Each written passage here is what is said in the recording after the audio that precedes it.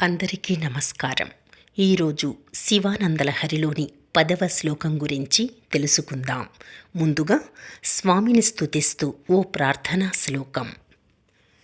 కేయూరాణిన భూషయంతి పురుషం హారాన చంద్రోజ్వలా న స్నానం న విలేపనం న కుసుమం నాలంకృతా మూర్ధజాః వాణ్యేకాసమలంకరోతి పురుషం యా సంస్కృతా ధార్యతే క్షీయంతే ఖలు భూషణాని సతతం వాగ్భూషణం భూషణం.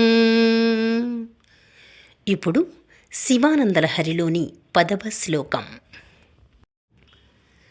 నరత్వం దేవత్వం నగవన మృగత్వం మశకతా పశుత్వం కీటత్వం భవతు విహగత్వాదిజననం సదా త్వత్పాదాబ్జస్మరణ పరమానందలహరి విహారాసక్తం చేత్ హృదయమిహ కిం తేన వపుషా. ఈ శ్లోకం యొక్క అర్థం ఏమిటంటే, ఓ దేవా, మానవునిగాను దేవునిగాను కొండగాను అడవిగాను జంతువుగాను దోమగాను పశువుగాను కీటకముగాను పక్షిగాను పుట్టిన ఎల్లప్పుడూ నీ పాదపద్మ స్మరణముచే పరమానంద ప్రవాహములో తేలిపోవుటకు నా మనస్సు ఇష్టపడినచో శరీరముతో ఏమి ప్రయోజనము?